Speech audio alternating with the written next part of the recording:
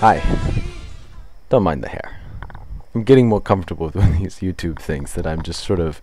I promise not to like come on cam naked one of these days, but the value of my appearance is somewhat slipping.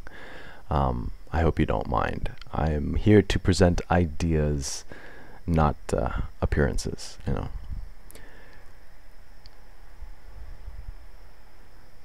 I'll just start talking. Can I just start talking? Do I really have to set this up and preface it and everything? No, I'll just start talking.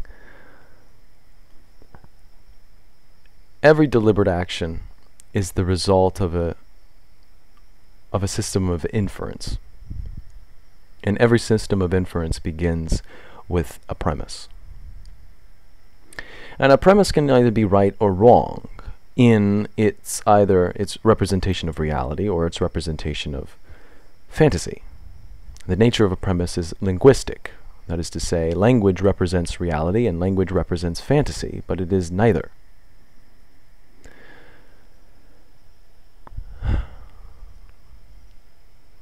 However, in deliberate action, because deliberate action is based upon a system of inference, the action itself is rooted in a premise that can be either right or wrong. And just like in a syllogism where a premise will lead to a wrong conclusion, deliberation, which ends in action, can be right or wrong based on the right or wrongness of its premise. Every time we deliberate, every time that we make an action from deliberation, can be understood as an action with a necessary premise. And it's in discovering what that necessary premise is, and whether or not it's right or wrong, is to actually discover whether or not the action is right or wrong. The schizophrenic acts wrongly in that his actions are premised by delusion, namely premises that do not represent accurately reality. They think that there's a communist conspiracy out against their life, or a conspiracy of I don't know, from the Wizard of Oz or the Wicked Witch of the West, this kind of stuff. And if they were to act out in lieu of those premises, we consider those actions to be wrong. The notion of morality, then, is different than I think most people consider it. Morality is rather just a classification of deliberations. Classification, that is, in that they are deliberations that employ or consider one's pursuit of value through the means of another human being. The reason we have to classify it as something other than just, say, pragmatism, which certainly pragmatism is in lieu of pursuing what we value, such as building a house. How do you do that in the most pragmatic way, and so forth.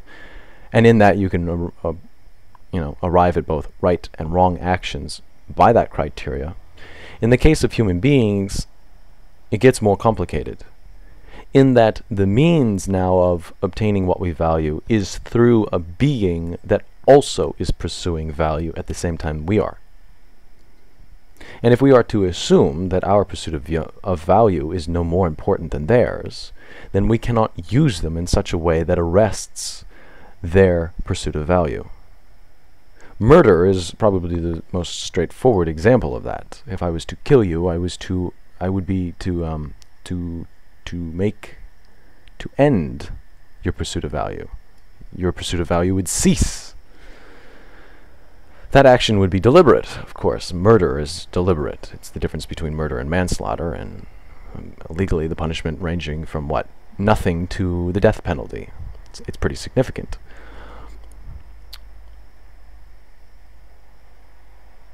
But really the question is in the matter of murder, what is the necessary premise? Well, whatever it might be, the idea that your, or the murderer's pursuit of value is more important than their victim's pursuit of value must exist somewhere within that premise. Now, it might be overlooked. It might not be considered quite in that way. But indeed, I think in the end, there is a necessity. There is a necessity for the notion that your pursuit of value is more important than another person's. Now, if you can justify that, I'd be interested to hearing what people would have to say. I frankly, I've tried, but I'm very biased in this. This is sort of turning into my own system of morality, and perhaps it's been eloquated by someone else. I don't know if I've ever read anything else like it, though. And that would be another thing. If you know of someone else that's saying the same kind of thing that I am, please give me reading material, and I'll see if I can find it on the net. That'd be interesting.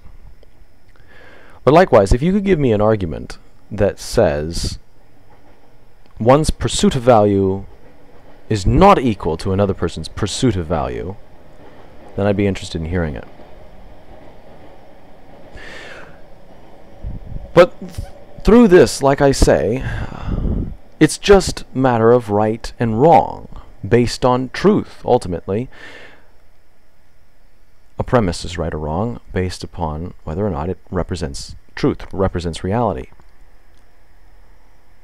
An action is right or wrong, a deliberate action is right or wrong, because it is based upon a premise that can be based on reality or fantasy.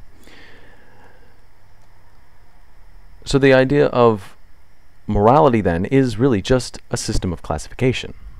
It classifies deliberations that use specifically and only those deliberations that use another human being as a means to one human being's pursuit of value.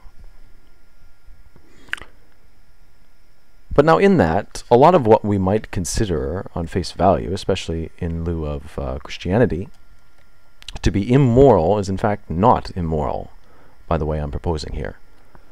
Most of them happen to be sexual in nature. Christianity has a real issue with sexuality. First off,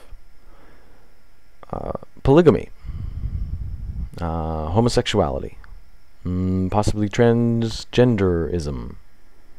There might be others. But essentially, none of these things are any more inherently immoral than the classification of a duck or a screwdriver or any other such term. It's rather how these people go about their sexual preferences. If a guy or a girl is polygamous without, say, arresting or ceasing another person's pursuit of value, there's nothing wrong with it. You know, there was an episode on Penn and Teller's Bullshit where they had interviewed a family, the two couples living under the same roof, and they would swap partners, and it was all sort of agreed upon, all mutually understood and respected, and that was the end of it. Something immoral about that? Not by what I'm proposing. Likewise, homosexuality would only be immoral if a homosexual act arrested another person's pursuit of value. But in that, we're getting the notion of rape. Homosexuals don't rape each other any more than heterosexuals. And if they did, that wouldn't matter. It would be just the act of rape itself, the act of pursuing what you value, namely the pursuit of the sexual experience, at the arresting of another person's pursuit of value, saying, no, you can't do what you want to do, you have to be here for me, that sort of thing. But that action, that deliberate action, you see, is informed by a premise that is delusional. And in that, an immoral person is no different than a delusional person.